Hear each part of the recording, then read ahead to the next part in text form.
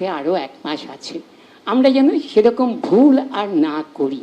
এখনো ভুল করছি না যে তা নয়, ভুল করছি, ভোট কাটছি, এবং যাতে 2-1টা জায়গায় ওরা জিততে পারে তার জন্যে আমরা যথেষ্ট চেষ্টা করছি। আমরা বলতে আমরা সারা বাঙালিরা বলছি, আমরা নয়।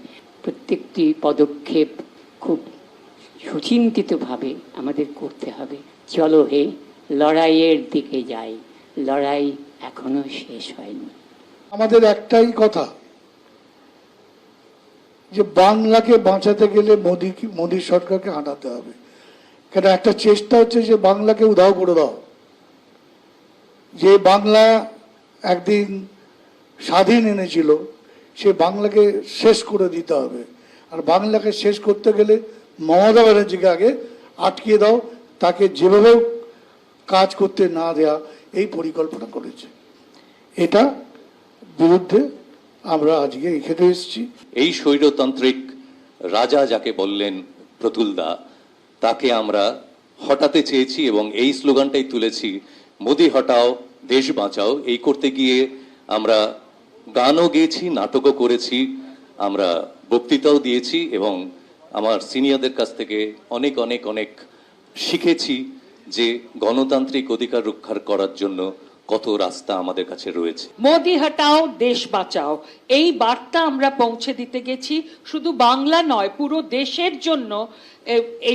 এবারে আমাদের গণতন্ত্রের জন্য, আমাদের সংবিধানের জন্য, আমাদের মহিলাদের স্বাধীনতার জন্য, এই সব কিছুর জন্যই আমাদের দরকার এবার মোদি হটাও। এটা অরাজনৈতিক সংগঠন নয়, এটা কোনো দলীয় সংগঠন নয়। আমাদের কাজ হচ্ছে বিজেপিকে ভোট দেবেন না। বিজেপি ভোট না দিলে কাকে দেবেন? যিনি ভোট দেবেন তিনি ভোটের মুখে সিদ্ধান্ত নিতে পারবেন যে কাকে ভোট দিলে বিজেপিকে হারানো যায়। এটা 2021-এ এখানকার মানুষ বিশেষ করে সেই পরীক্ষা দিয়ে এসছেন। ফলে মঞ্চের পক্ষ থেকে, ব্যক্তিগতভাবে আমাদের অনেকের অনেক রকম মত আছে, মঞ্চের পক্ষ থেকে কিন্তু এরকম মত আমাদের নেই যে মঞ্চটা তৃণমূলের পাশে দাঁড়াবার জন্য মঞ্চ।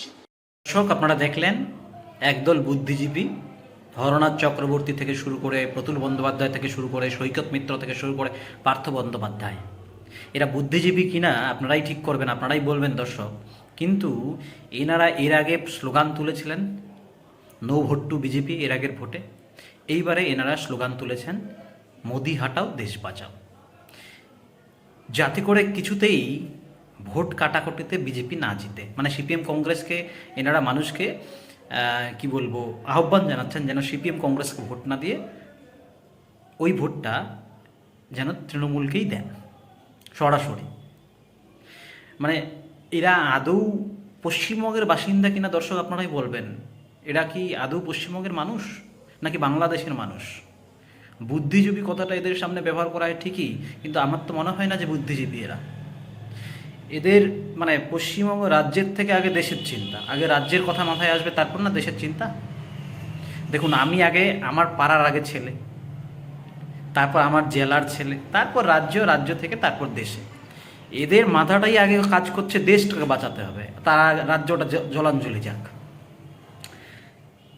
মোদির বিরুদ্ধে যা যা কিছু অভিযোগ আছে সেগুলোকে এনারা দেখতে পান, কিন্তু এই রাজ্য সরকারের বিরুদ্ধে, এই তৃণমূল কংগ্রেসের বিরুদ্ধে যা যা অভিযোগ এনারা দেখতে পান না। জ্বলন্ত উদাহরণগুলো, সন্দেশখালির মতো একটা জ্বলন্ত বার্নিং লজ্জা,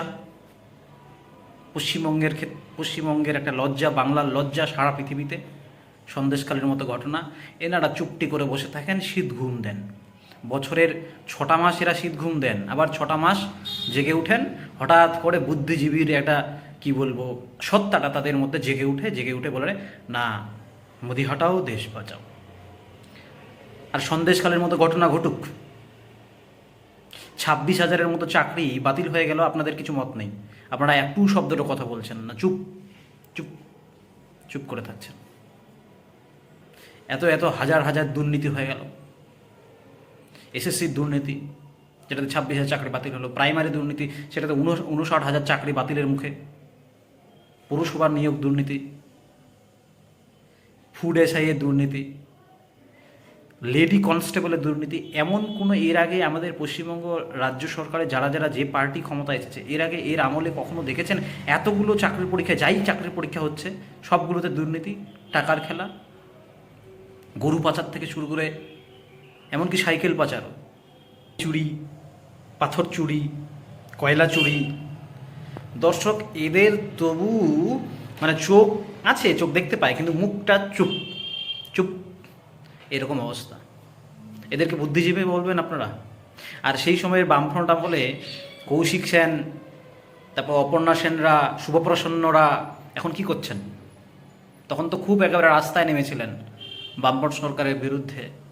ঠিক আছে, তখন নেমেছিলেন, বুদ্ধিজীবীরা সমাজের ভালোর জন্য নামবেন, ঠিক আছে, মেনে নিলাম। কিন্তু এখন কেন নামছেন না? এই যে বাংলায় যেভাবে অপশাসন চলছে, যে কোনো একটা ঘটনা ঘটে গেলেই মুখ্যমন্ত্রী আমাদের বলে দেন ছোট ঘটনা, সাধারণ ঘটনা, প্ল্যান্টেড ঘটনা, সাজানো ঘটনা, তারপর আপনারা চুপটি করে বসে থাকেন। আর আজকে এদেরকে দেখে, এই শোকল বুদ্ধিজীবীদের দেখে তো আমি সত্যিই মানে বাঙালি জাতির মেরুদণ্ড একেবারেই বেঁকে গেছে। আত্মঘাতী বাঙালি। দেখুন, বাংলা ডুবে যাচ্ছে, বাংলা জ্বলে যাচ্ছে, অথচ ভাবছেন দেশ বাঁচাতে হবে, মোদি হাটাও দেশ বাঁচাও। বাহ, সুপার। মানে এরা 6 মাস যে ঘুমায় থাকে এটা তো নিদর্শনই। আর আমি জানি না দর্শক, আপনারা বলবেন যে এদের পকেটে কত টাকা করে আসে, মানে এদের কি সারা জীবনের দায়িত্ব, কি তাদের বংশের দায়িত্ব পুরোটা তৃণমূল কংগ্রেস নিয়ে নিচ্ছে নাকি? কারণ আমি প্রশ্নটা তুলছি এই কারণে দর্শক, কারণ এত কিছু হয়ে যাচ্ছে, এত কিছু, একটা ঘটনা তো না, এতগুলো ঘটনা ঘটে যাচ্ছে, তারপরে যদি এদের মুখ থেকে একটা প্রতিবাদ না উঠে আসে এই সরকারের বিরুদ্ধে, তাহলে তো স্বাভাবিকভাবে সেই প্রশ্নটা উঠবেই যে এদের বাড়িতে, এদের পকেটে কি তৃণমূল কংগ্রেস টাকা ভরে দিচ্ছে, যার জন্য মুখটা চুপ? মানে বুদ্ধিজীবী, আসল যে বুদ্ধিজীবী আর পশ্চিমবঙ্গে বেঁচে নেই।